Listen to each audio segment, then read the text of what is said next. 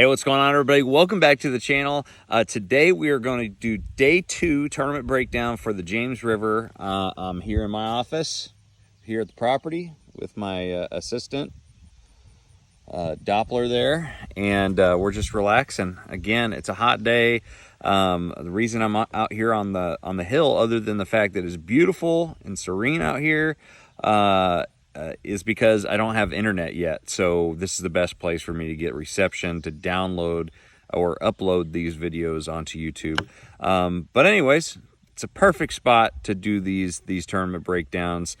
Day 2 or day 1, let's kind of recap that one. If you didn't see that video, didn't have a great day. Had 10 pounds 4 ounces, definitely below par, put me down in the triple digits. I was really struggling in this tournament leading up to the day 2, and you're going to see I struggled in day 2 too. But I really hadn't been seeing any size. The biggest fish that I had caught all week was actually in my day 1 bag, a 2.93 pounder on my scale, and so really was struggling to find bigger fish. And going into day 2, I had pretty much burned my entire area in Upper Chipokes Bay or Creek, and really didn't have confidence in going back there. I didn't see any big fish. I know that the majority of the guys that fished in there, I think there was only a couple guys that caught a good bag out of that creek. The majority of the other ones caught between 10 and 12 pounds like I did.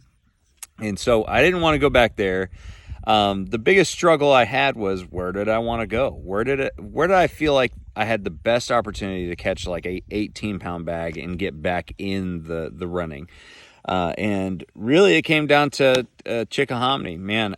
And I hadn't had any luck in the chick at all. The chick. I really had a difficult time catching, there was definitely numbers there, but I was catching so many fish that were like 1.25 pounds, 1.5 pounds, and just wasn't seeing the size, and there was so much pressure. So I was avoiding that, and I even told myself and some friends I wasn't going to fish the Chickahominy. But after pretty much bombing the first day, I decided to go into the chick and pick up a topwater. I think that was my game plan. I just wanted to go in there, pick up a frog, pick up a whopper plopper, any type of topwater, and go out there and try for 5 big bites. So leading into the footage right now, that is my mindset. So let's get this started. All right, and this was my first spot. You'll see here, I actually ended up taking off my jersey. It was getting very hot, and I find it really hard to put sunscreen on when it's really hot like this, because if I put sunscreen on my face, I start sweating, and it gets in my eyes, and then I'm ruin my entire day. So I'm gonna probably switch to a sun hoodie pretty quick here, and so for the rest of the day you'll see me in my sun hoodie. But just figured I'd kind of lay that out there for continuity purposes. But this area right here, it just looked really good. It was a bunch of pads that were right at the mouth of an intersection of 2 major creeks, including the main river of the Chickahominy. And here we are running to a spot way up the Chickahominy. Or no, we're going back down river at this point. So I had fished up river in the Chickahominy for about an hour and a half and never had a bite.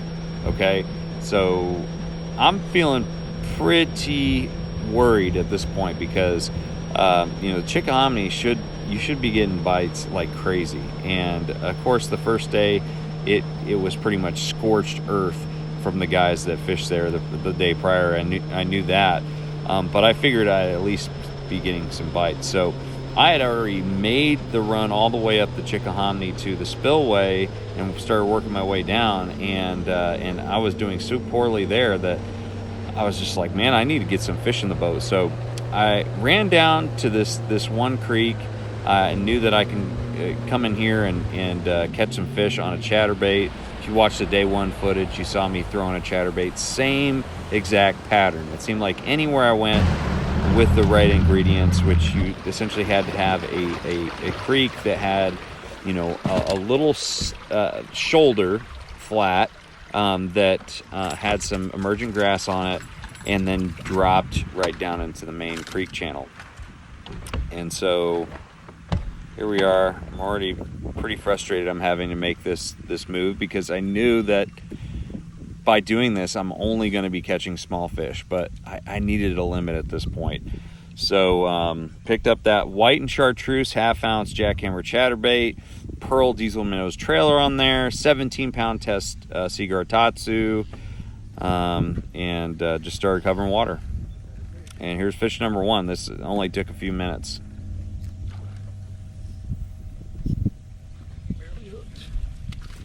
Go.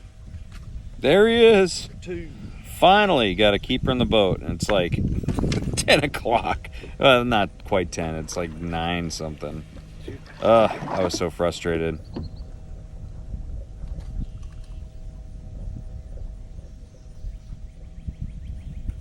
Hey, bud.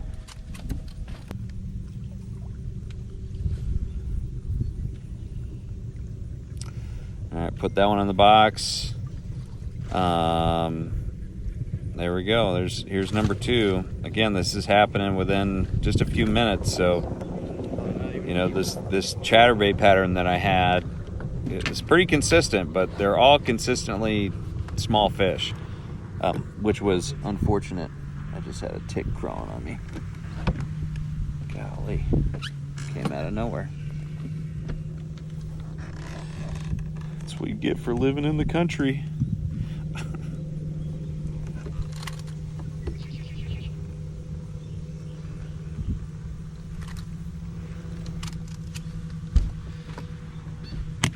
Down. Don't hurt more. All right.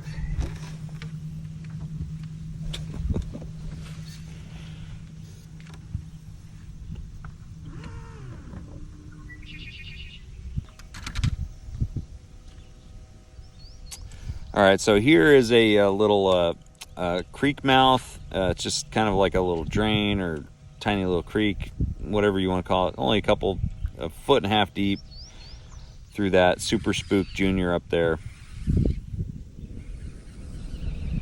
Immediately got bit.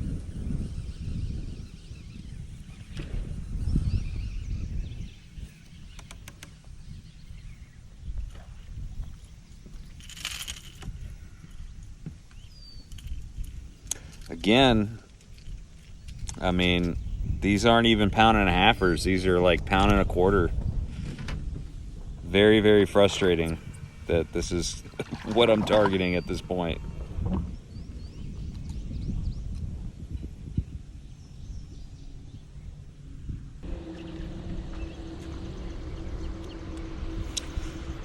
All right, so we ended up running back up the Chickahominy, you know, making our way back up towards the spillway, and you know, we're just working, you know, some pads. I'm trying to throw a frog and flip and just do, you know, just cover water and try to find those areas, those little stretches that have those better than average fish. So I just keep on running, and man, it is just so frustrating, because no matter how many of these flats I fished, I'm just not getting bites. I mean, it's just blowing my mind that guys are going out there and catching, you know, good bags doing this. And of course, most of the good bags were caught the first day out of the Chickahominy. A lot of guys definitely did catch them the second day, but a lot of the guys that did well the first day didn't do very well the second day. So there was definitely something to say about, you know, getting on a fresh group of fish, which I definitely did not. So ended up switching to throwing that chatterbait under some docks, and immediately almost fell in the water just then. Immediately started catching little dinks again. Story of my week.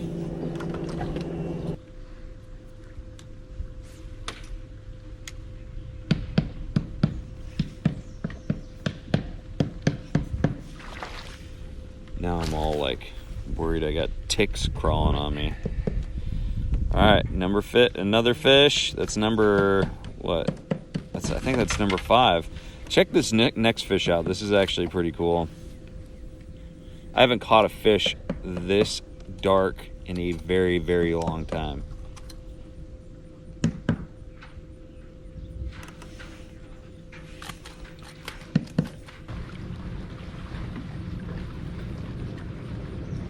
This one right here.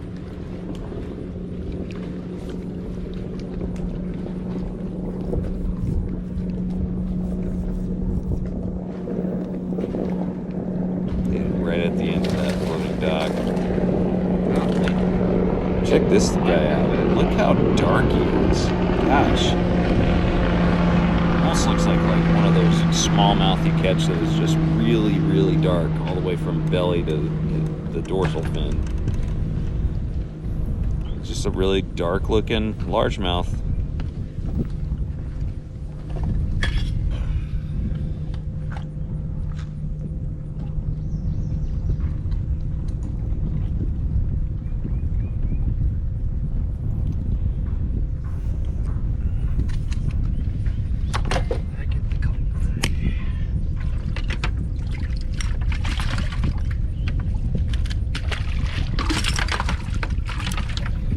All right, so that's pretty much it. We ended up having about 6.5 pounds for the day.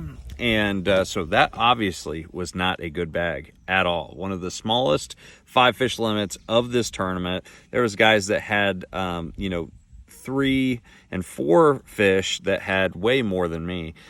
So one of the most challenging days I've ever had on the water. And I've said that twice now this year, actually 3 times, because the Harris chain, and look at this dog right now. This dog is like on point. He sees that turkey over there. Doppler, you be a good boy. You stay. But I had a terrible first day at the Harris chain. Had a really bad first day at Guntersville. I would say terrible too. And the James River just overall was a very, very bad event for me. So I've had a bad year this year. I've had 3 real bad events on the pro circuit. But you know what? It's so weird because after this day on the water, I was like pissed. I was just angry. I was disappointed. There were so many negative emotions going through my mind. But when I got to the weigh-in, once I got off the stage, actually before I got on the stage, because I really wanted to make sure that I showed up for my fans and my sponsors. So I made a decision right then and there. I have to stay positive. I have to focus on the positive, and that is what's going to get me back on top of the leaderboard. So this was a really, really important tournament for me. It brought me down to rock bottom. It humbled me, and now I'm able to build back up, get that mental strength back, which I feel really good now going into Champlain. And just start refocusing on the process, not the end results. You start focusing too much on the results you want, you start missing out on all the things that get you to those results. So anyways, as bad as this tournament was, it was very valuable, and hopefully you guys learned something from it, even if it's what not to do on the James River. So thank you guys for watching. Make sure you like, share, subscribe. I'm gonna make sure that this dog right here doesn't go chasing after that turkey right there.